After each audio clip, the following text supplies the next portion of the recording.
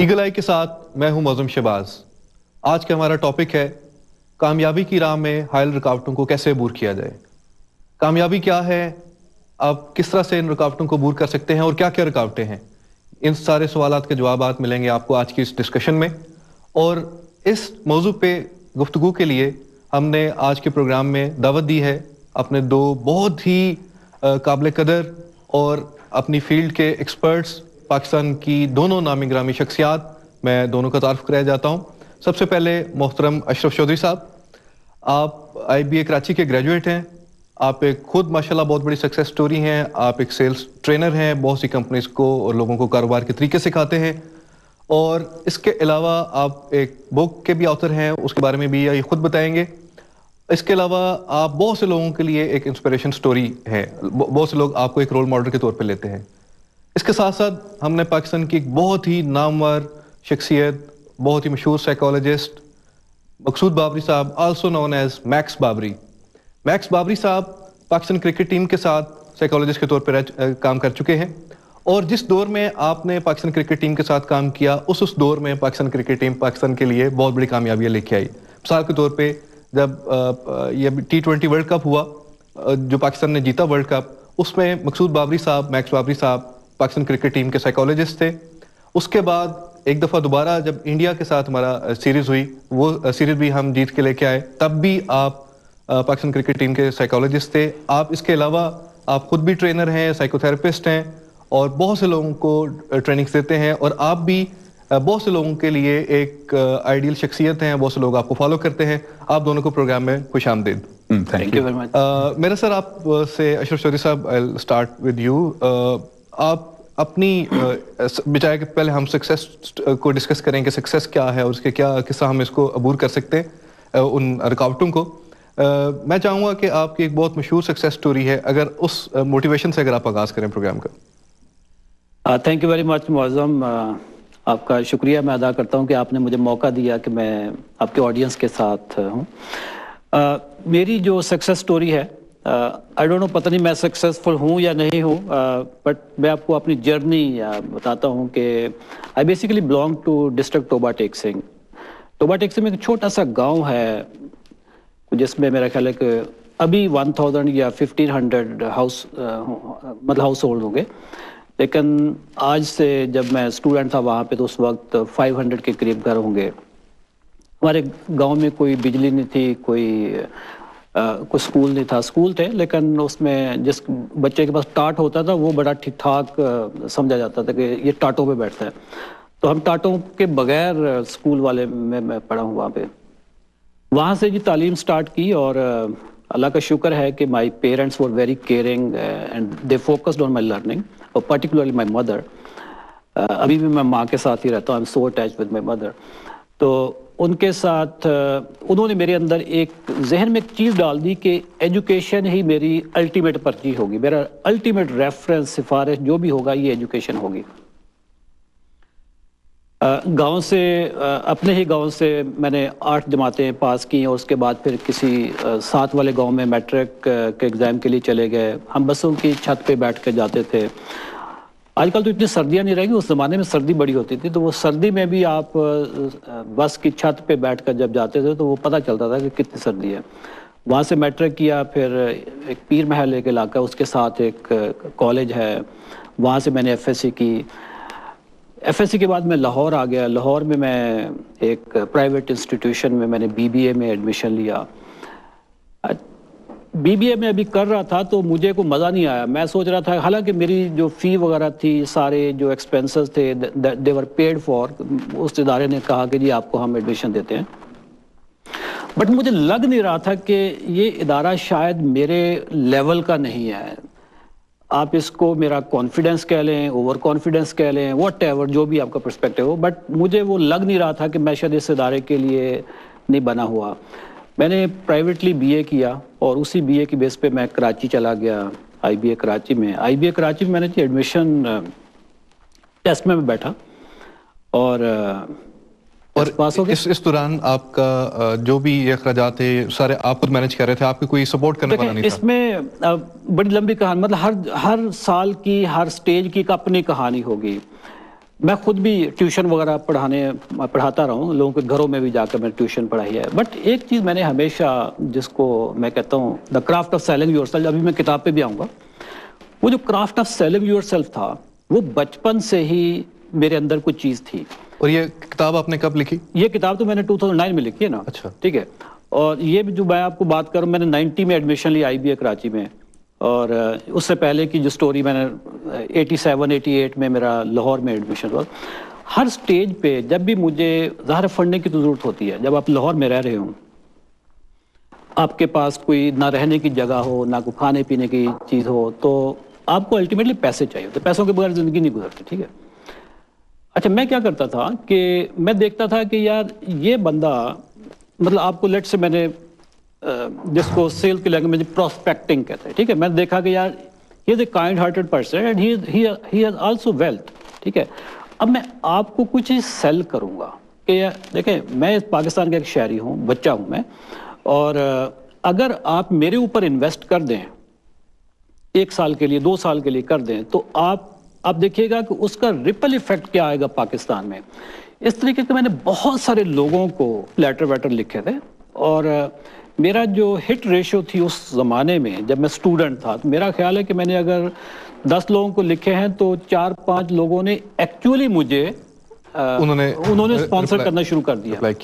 اچھا، میری یہ لوگ وہ تھے جو مجھے جانتے نہیں تھے، ان کی بیک گراؤنڈ ڈفرینٹ تھی، یہ پتہ نہیں کہاں کے تھے، بٹ میں نے پن پوائنٹ کیا. فار ایگزامپل ایک دفعہ میں ایک ڈاکٹر کے پاس گیا، میں لاہور ہی میں تھا، میں بیمار ہوا. میں نے دیکھا کہ اس ڈاکٹر کی بڑی پریکٹس چلتی ہے، and I was looking for some financial support.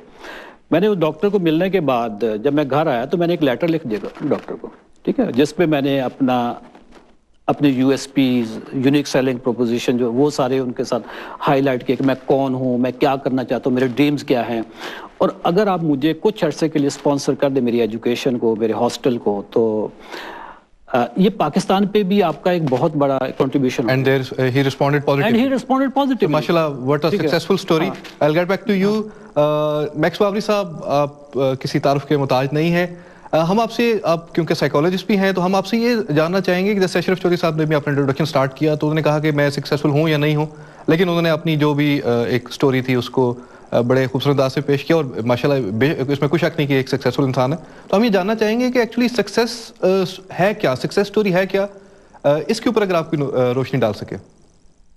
سب سے اہم بات تو یہ ہے کہ معظم ہم آج زندہ ہیں, ہم آج صحت مند ہیں, ہمارے پاس روزگار ہے, ہمارے پاس اولاد ہے, ہمارے پاس گھر ہے, ہم بہت سکسیزفل ہیں, ہم صحت مند ہیں. تو سب سے بڑی بات تو یہ ہے کہ شکر گزاری جو ہے وہ اگر ہم کر سکتے ہیں تو ہم بہت سکسیزفل ہیں اور بہت ہی زیادہ کامیاب ہیں.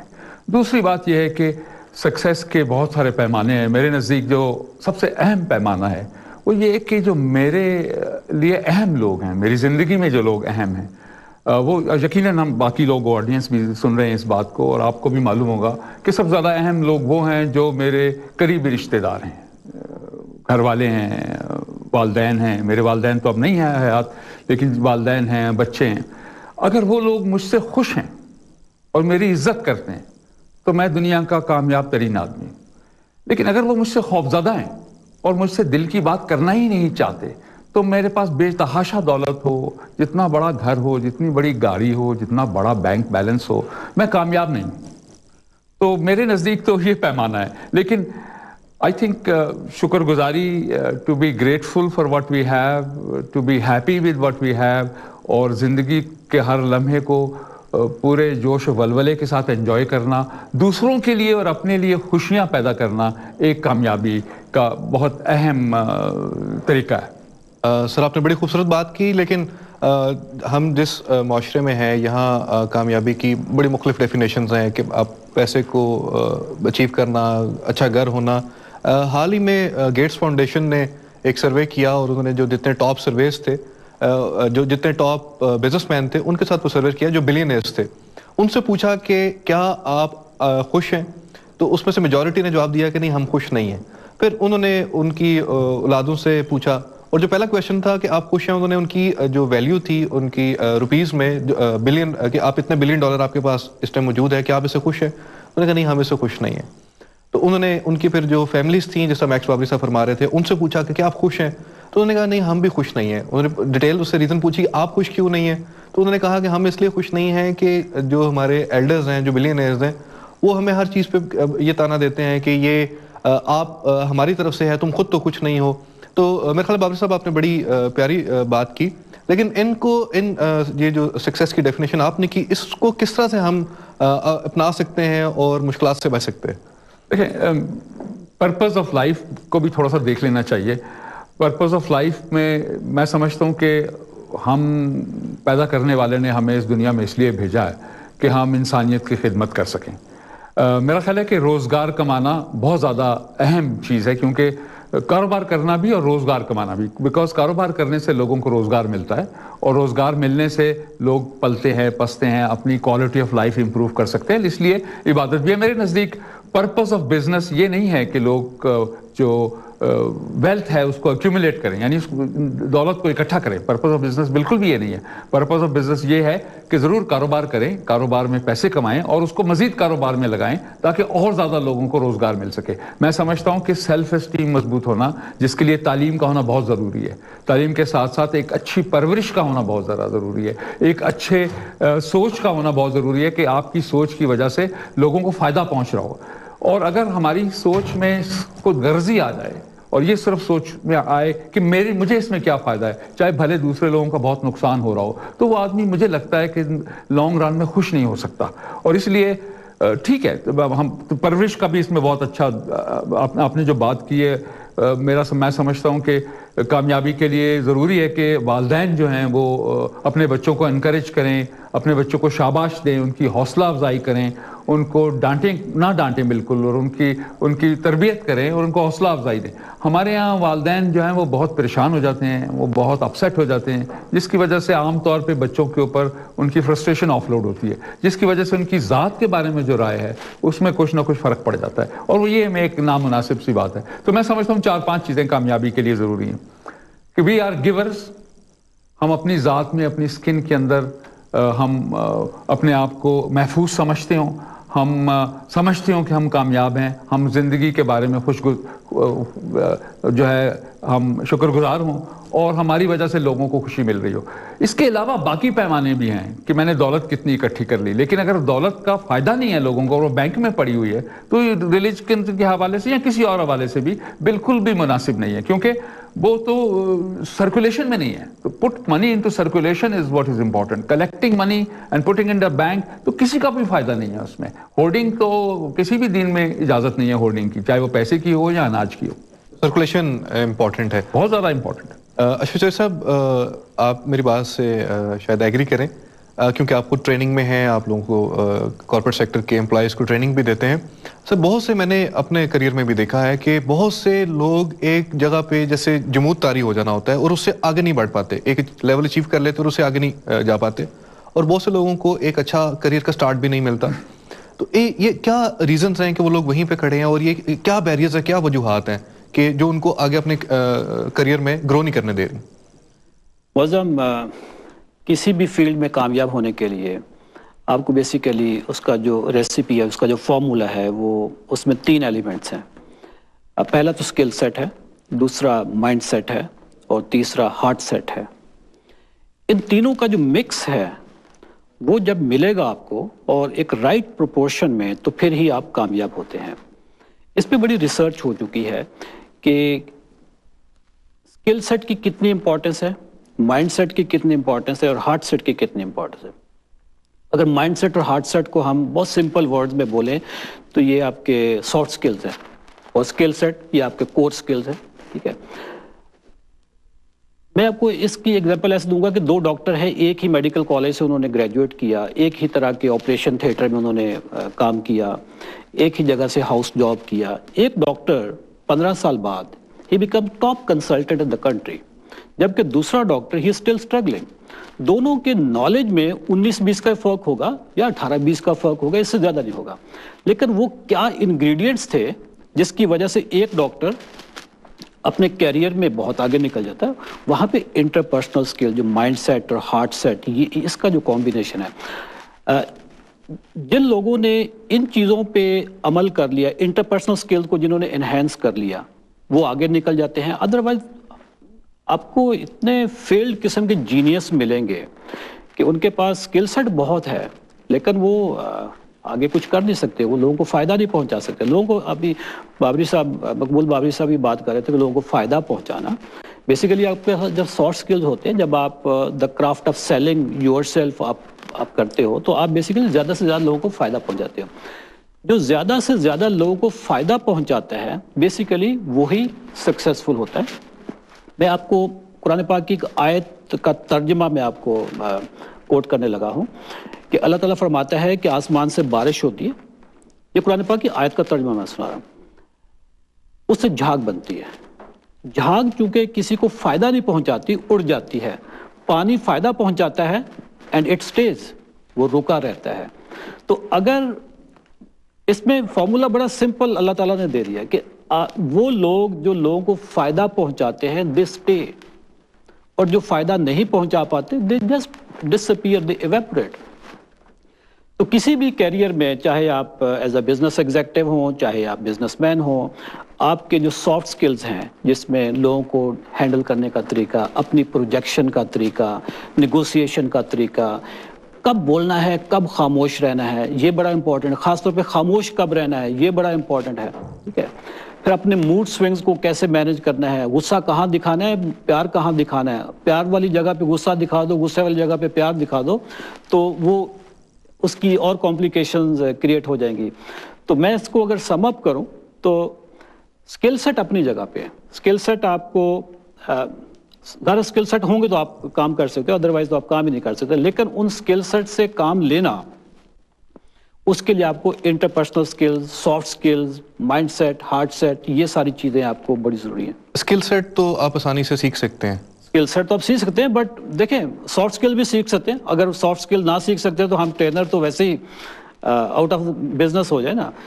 मकबूल बाबरी साहब सॉफ्ट स्किल के माशाल्लाह गुरु हैं, तो सॉफ्ट स्किल्स भी सीखे जाते हैं। ठीक है। सॉफ्ट स्किल की अपनी ट्रेनिंग होती है और कोर स्किल्स की अपनी ट्रेनिंग होती है। मैं नहीं समझता कि किसी बंदे को आपने कोई इतना जेनेटिकली उसकी कोडिंग की हुई हो कि आप उसको कभी डिकोड ही ना कर सके। आप उसके साथ जब इंटरवेंशन करते हैं तो आप सॉफ्ट स्किल्स सारी चीज़ें सिखाते हैं, एटीट्यूड, बिहेवियर, ये सारी चीज़ें फाइन ट्यून भी हो जाती हैं। हो सकता है कि कोई बेसिक चीज़ें जो पर्सनैलिटी में होती हैं वो कभी चेंज ना हो, बट ज़माने के लिहाज से आपको पता चल जाता है कि यहाँ पे जो आपने बात फरमाई कि कुछ चीज़ें बेसिक बदल नहीं सकती, यहाँ पे साइकोलॉजिस्ट से राय लेना बहुत ज़रूरी है। सर, आपका तो ये एक एक्सपर्ट आपका एरिया है कि आप लोगों के हिप्नोथेसिस के ज़रिए उनके माइंड में चीज़ें इंस्टॉल कर देते हैं और जो चीज़ें वो नहीं कर पा रहे होते वो भी इसके ऊपर ज़रा ये कैसे मुमकिन है, क्या ये हो पाता है? चलें इस मौजू पे ना थोड़ी सी गुफ्तगू कर लेते हैं। बड़ा इंटरेस्टिंग मौजू है और इस पे साइंस के अंदर इसके अंदर बहुत अरसे से इख्तलाफ चलता चला आ रहा है। दो ट्रेडिशंस हैं, दो तरीक़ाकार हैं देखने के। एक तरीक़ाकार ये है कि नर्चर यानी जो परवरिश है वो बहुत ज़्यादा अहम है, और दूसरा ये है कि हेरेडिटी यानी जो हमारे जेनेटिक फॉर्मेशन है वो बहुत ज़्यादा अहम है। और इन दोनों सिलसिले में हमेशा साइंस में लड़ाई होती रही है कि जी ये हालात और लर्निंग इंसान को तब्दील करती है, इंसान पैदा ही एक ख़ास तरीके से होता है। तो मैं तो उस ट्रेडिशन को फॉलो करता हूँ जिसमें हम कहते हैं कि इंसान can be modified, specially in his attitudes, in his behaviour, in his thought process. जितने भी ये सॉफ्ट स्किल की बातें इसमें हम मॉडिफाई कर सकते हैं। ठीक है, मेरी अगर प्रोग्रामिंग हो गई है कि मेरा नाक जो है वो लंबा होगा या मेरी नज़र कमज़ोर होगी तो वो हम शायद चेंज ना कर सकें, उसके लिए भी अब तो वो भी चेंज जो हो जाता है वैसे। लेकिन मैं वैसे गुजारिश कर रहा हूँ कि जो हम रवैया जात हैं उनको तब्दील कर सकते हैं। और बिल्कुल सही अशरफ चौधरी साहब ने भी फरमाया कि हम ट्रेनर्स जो हैं या हम जो तब्दीली लाने के एजेंट हैं, एजेंट्स ऑफ चेंज हैं, हमारा तो जो तमाम एडिफिस है, जो बुनियाद है हमारी, वो इस बात के ऊपर है कि हम ट्रांसफॉर्मेशन ला सकते हैं। और मैं मतलब इजाज़त लेके अशरफ चौधरी साहब से ये दरख्वास्त करूंगा कि थोड़ी देर के लिए मान लें कि हर चीज़ चेंज, सोशलॉजिकल बिहेवियर में हर चीज़ चेंज की जा सकती है, लेकिन मेहनत ज़्यादा करनी पड़ेगी कुछ चीज़ों के लिए। तो यस, मैं समझता हूँ दो तीन चीज़ें जो हैं पर्सनैलिटी के लिए बहुत ज़्यादा अहम हैं। اور پرورش بہت اہم ہے، ارلی چائلڈہڈ بہت اہم ہے. وہ جو امیگ ڈیلا جس کو ہم کہتے ہیں، حرام مغز بھی اس کو کہتے ہیں اردو پنجابی میں، وہ 2 سال کی عمر میں ڈیولپ ہونا شروع ہوتا ہے اور وہ تقریباً پیوبرٹی تک یعنی 13-14 سال کی عمر تک ڈیولپ ہو جاتا ہے فلی. اس کے اندر ہماری سیلف آئیڈینٹی ریزائڈ کرتی ہے کہ میں کون ہوں. اور وہ بچپن میں پرورش، اسکول ٹیچر، ماسٹر، پیرنٹس، بڑے بہن بھائی، محلے کے لوگ، وہ جو بات چیت گفتگو ہو رہی ہوتی ہے اس کی بنیاد کے اوپر ہم اپنے ذات کے بارے میں ایک رائے قائم کر لیتے ہیں، جس کو اشرف چودھری صاحب نے بڑی خوبصورت انداز میں کہا کہ وہ ہمارا ہارٹ سیٹ ہے یا ہمارا مائنڈ سیٹ ہے. تو وہ ہارٹ سیٹ اور مائنڈ سیٹ جو ہے وہ اس کی وجہ سے ڈیولپ ہو جاتا ہے. لیک آف موٹیویشن تو ایک ایسا ہی ہے جیسے کسی مریض کو کہہ دینا کہ یار یہاں تو بیماریاں بہت ہیں. تو بیماری کے ذمہ دار کون ہے؟ بیماری کے ذمہ دار وہ ہیں جنہوں نے اپنا گھر تو صاف کر لیا لیکن کچڑا دیوار سے باہر پھینک دیا. اور اس باہر گھر کچرے کے جہاں دیوار کے باہر جو لوگ رہتے ہیں وہ اگر اس کچرے کی وجہ سے بیمار ہو گئے تو ذمہ دار وہ بیچارے نہیں ہیں. بہت شکریہ، آپ نے بہت خوبصورت طریقے سے اس کو کیا. گفتگو کا سلسلہ جاری رکھیں گے، ایک چھوٹی سی بریک لیں گے، اس کے بعد گفتگو کا سلسلہ ہم یہیں سے شروع کریں گے. ملتے ہیں بریک کے بعد.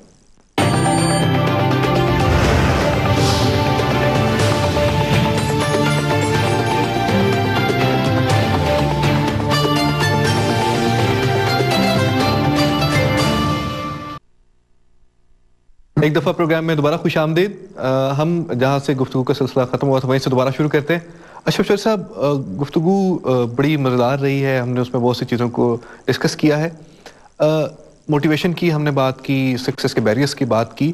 آپ یہ بتائیے کہ آپ کو ابھی تک جن لوگوں کو آپ نے ٹریننگ دی ہے وہ ان کی مجھے پتا ہے کہ ہزاروں کی تعداد ہے، سینکڑوں کی تعداد نہیں ہے، ہزاروں کی بے شک تعداد ہے. آپ کو کیا چیلنجز آئے ہیں ان کو ٹرین کرنے میں؟ اور جو میکس بابری صاحب بات کر رہے تھے وہ کس حد تک آپ نے اس کو عملی طور پہ دیکھا؟ دیکھیں، جو میکس بابری صاحب نے بات کی ہے کہ موٹیویشن، ایک بندہ ڈی موٹیویٹڈ ہے تو اس میں سوسائٹی کتنی ذمہ دار ہے. اب ڈی موٹیویشن کو اگر آپ سکنس کے ساتھ الائن کر لیں، جیسے ایک فزیکل سکنس ہوتی ہے اسی طریقے سے ایک مینٹل سکنس بھی ہے. ٹھیک ہے، ڈی موٹیویٹڈ بندہ جب تک وہ کسی تھراپسٹ کے پاس نہیں جائے گا، جب تک اس کی کوئی ایکسٹرنل انٹرونشن نہیں ہوگی تو وہ موٹیویشن، اس کا وہ جو وشیس سرکل ہے نا وہ توڑنا پڑے گا، اس کا پرسپیکٹو چینج کرنا پڑے گا. جیسے ایک ڈاکٹر ایک مریض کو ڈائگنوز کرتا ہے کہ آپ نے رات کیا کھایا تھا، کیا کیا، درد کہاں ہو رہا ہے، مسلسل درد ہو رہا ہے، یہ وقفے وقفے سے ہو رہا ہے. اسی طریقے سے جو ٹرینر ہوتا ہے یا تھراپسٹ جو ہوتا ہے وہ بھی ڈی موٹیویٹڈ بندے سے 4 سوال پوچھتا ہے کہ کب سے ڈی موٹیویٹڈ ہے، کیا ایشوز آئے تھے، کیا کیا واقعات آپ کی لائف میں ہوئے، ٹیلی ویژن کتنا دیکھتے ہو، فیس بک پہ کتنا بیٹھتے ہو، اخبار کتنا پڑھتے ہو، جن لوگوں میں بیٹھتے ہو ان کا کیا کیلیبر ہے. یہ ساری چیزیں دیکھنے کے بعد وہ بندہ مطلب تھراپسٹ بھی اندازہ لگا لیتا ہے کہ اس بندے کو ڈی موٹیویشن کہاں سے رہی ہے، اس کو وائرس کہاں سے انٹر ہو رہا ہے. وہ جہاں سے انٹر ہو رہا ہے وائرس، اس کو آپ پلگ کر دیں، آپ کی ڈی موٹیویشن تو ویسے ہی ختم ہو جاتی ہے. جیسے لوگوں میں آپ بیٹھتے ہیں آپ ویسے ہی تقریباً ہوتے ہیں. اگر آپ موٹیویٹڈ لوگوں میں بیٹھیں گے تو موٹیویٹڈ رہیں گے، ڈی موٹیویٹڈ لوگوں میں بیٹھیں گے تو ڈی موٹیویٹڈ رہیں گے. آپ کا جو سوال تھا کہ مجھے چیلنجز ابھی تک کیا کیا پیش آئے ہیں، یعنی لوگوں کی لرننگ میں کتنے ریسیپٹیو تھے. لرننگ میں ٹھیک ہے، ایک چیز جو ہوتا ہے نا، جو جب لوگ اپنے آپ کو سمجھ لیتے ہیں کہ جی میں تو آلریڈی ٹھیک ٹھاک ہوں، مجھے ٹریننگ کی کیا ضرورت ہے. ٹھیک ہے، یہ جو سیلف امپوزڈ لمیٹیشن آپ نے کریٹ کر لی کہ جی مجھے تو ٹریننگ کی ضرورت ہی نہیں ہے، یہ ایک سب سے بڑا چیلنج ہوتا ہے.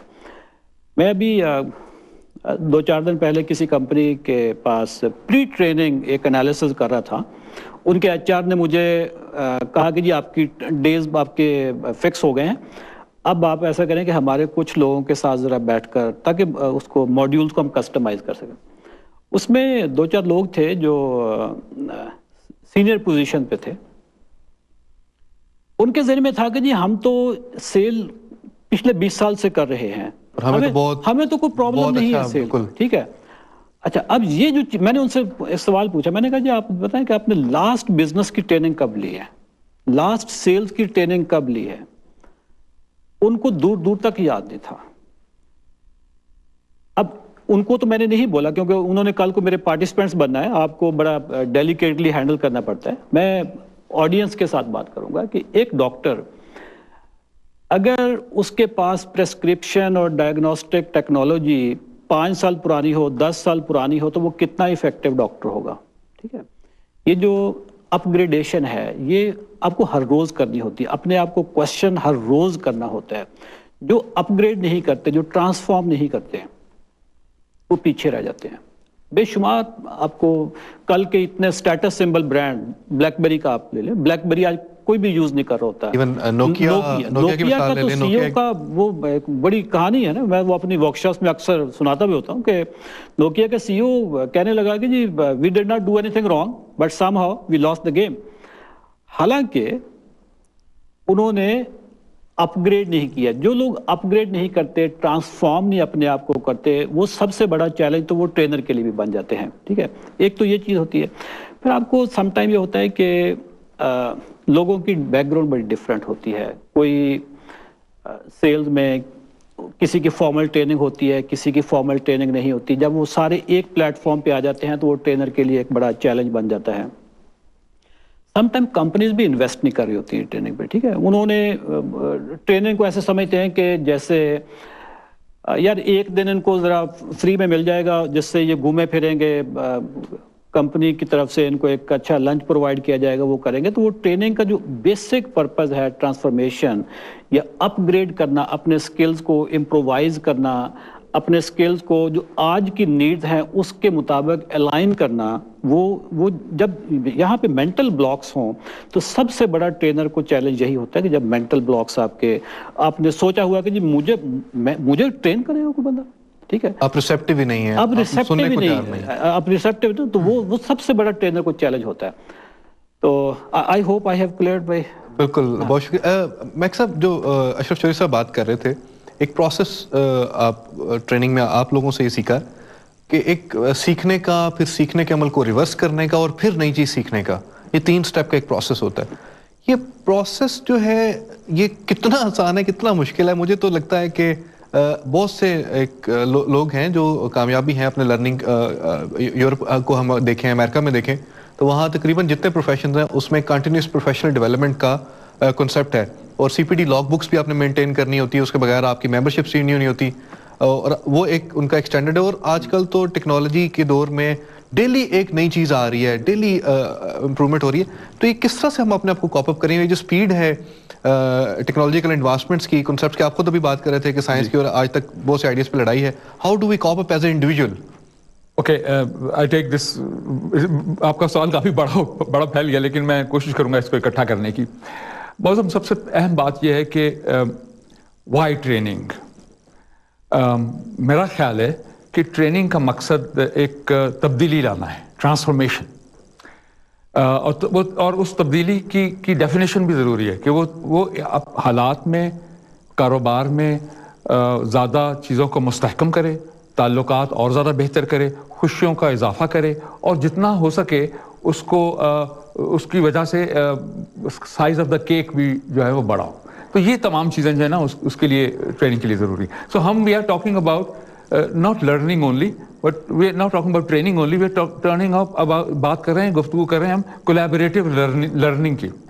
अच्छा, learning जो है वो इंस्पिरेशन के बगैर नहीं हो सकती, यानी कहा नहीं जा सकता आप कल से ये करें, जब तक आप उनको करके ना दिखाएं कि मैं ऐसा करता हूं उसकी वजह से मुझे क्या फायदा है।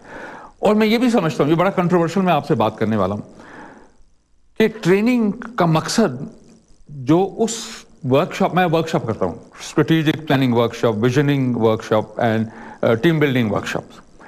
मकसद ये होता है मेरे नज़दीक, मैं समझता हूँ कि जो लीडर है उसमें बैठा हुआ उसको ट्रांसफॉर्म करना है, और उससे ये कहलवाना है कि हाँ आइंदा से मैं ये अपने अंदर तब्दीली लाऊंगा, और बाकी लोगों से तालियां बजवाना और उनको गवाह बनाना कि आप विटनेसेस हैं कि ये शख्स अब ये कह रहा है, ताकि लोग जब वापस जाएं तो ये अपने अपने बंदों से कहें कि जी मेरा बॉस तो ये अब करेगा और मैं भी अब यही करूंगा।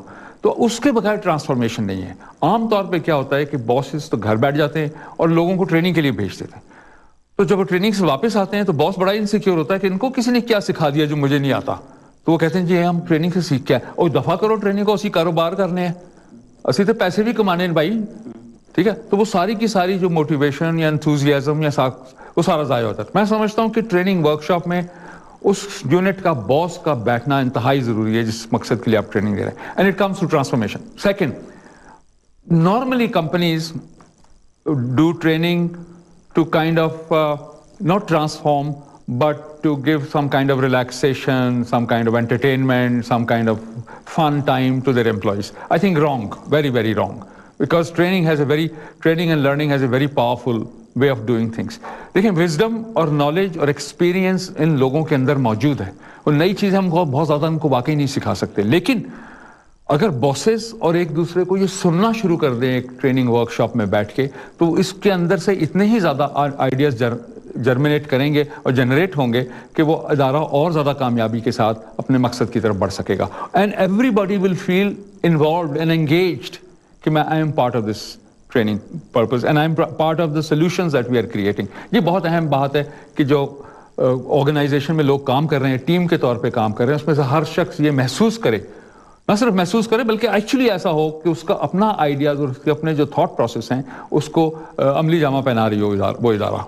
मुझे यकीन है कि ऑडियंस की जहन में ये क्वेश्चन ज़रूर आ रहा होगा कि अगेन जो मैंने पहले भी क्वेश्चन किया था कि आप मुख्तलिफ ऑर्गेनाइजेशन में ट्रेनिंग करवाते हैं, अगर हम इंडिविजुअल किसी कंपनी का हिस्सा नहीं हैं या हम किसी ऐसी छोटी कंपनी का हिस्सा है जिसमें ट्रेनिंग नहीं करवाई जाती या हम नहीं एक्सेस कर सकते, उस पर हम बात करेंगे. और मेरा जो क्वेश्चन है वो अशरफ चौधरी साहब से वो ये है कि बहुत से, जैसे मैक्स बाबरी साहब भी फरमा रहे थे, बहुत से ऑर्गेनाइजेशंस में ऐसा आपके ऊपर वर्क प्रेशर होता है, आपका एनवायरनमेंट इस तरह से होता है कि आपने काम काम काम काम काम, उसमें से आप अपनी ट्रेनिंग के लिए किस तरह से काम निकालें.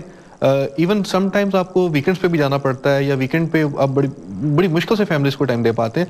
इस सारे के अंदर अपनी लर्निंग को किस तरह से उस प्रोसेस को मैनेज किया जाए?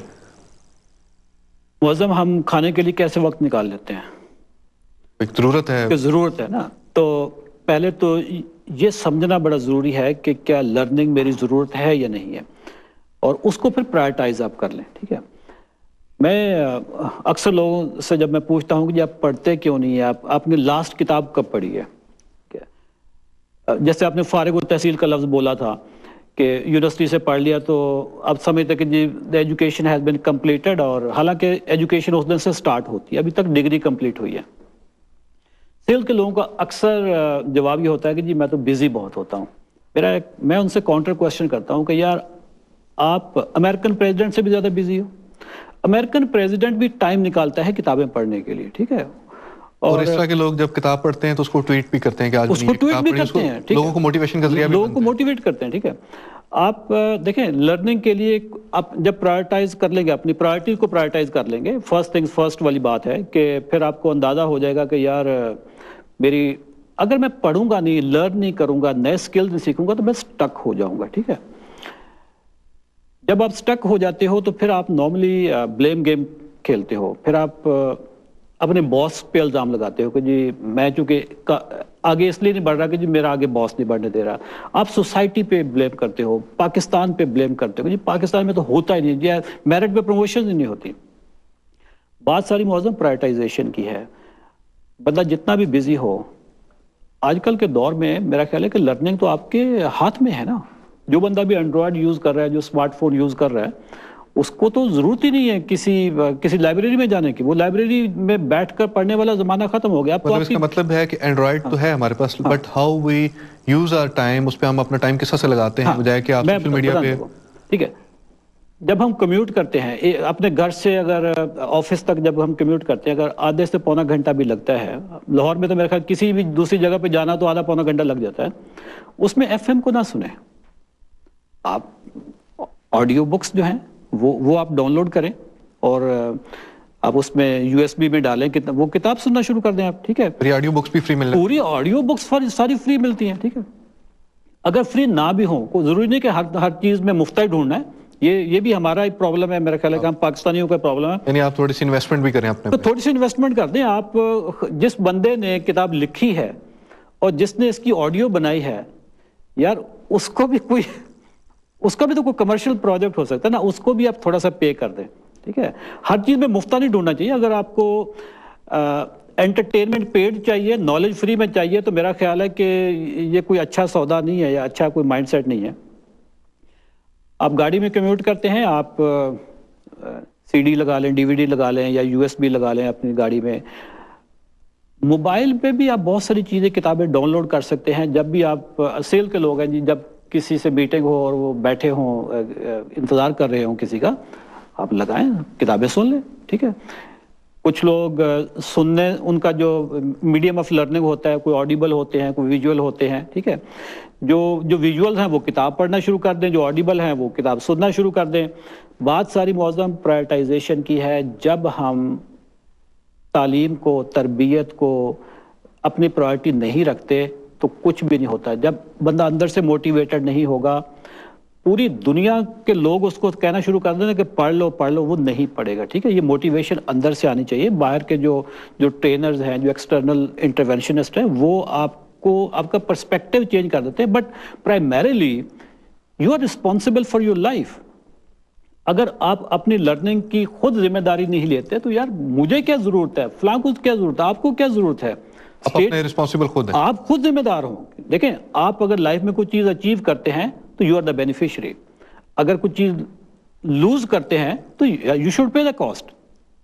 بابی صاحب, اشرف چوہدری صاحب کی بات سے مجھے ایک گفتگو جو انہوں نے پوائنٹس دیے اس پہ میں آپ سے ایک کوشچن کرنا چاہوں گا کہ 3 طرح کے لرنرز ہوتے ہیں, ایک کائنسٹیٹک لرنر, ایک ویژول لرنر اور ایک جو آڈیبل جو لرنرز ہوتے ہیں.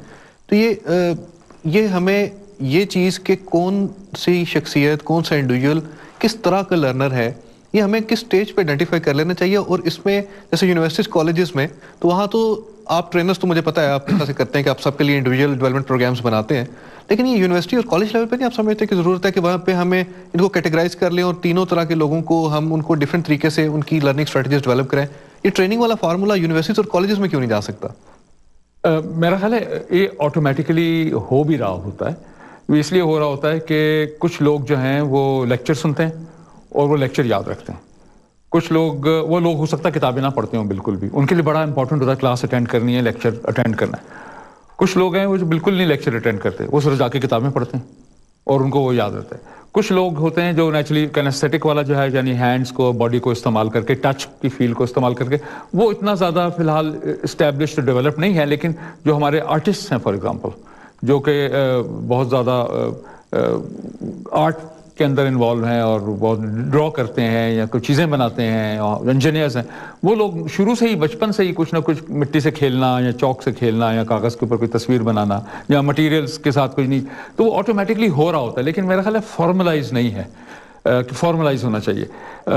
تو یہ اس بات کی تو میں آپ کو یہ جواب دینا چاہتا تھا. اس سے پہلے جو آپ گفتگو کر رہے تھے کہ ہمیں ایسے لوگوں کو جن کے پاس یہ ایکسیس نہیں ہے کہ وہ نالج کو کیسے حاصل کر سکیں, تو میرا خیال ہے کہ ہم مل کے کچھ کام کر سکتے ہیں.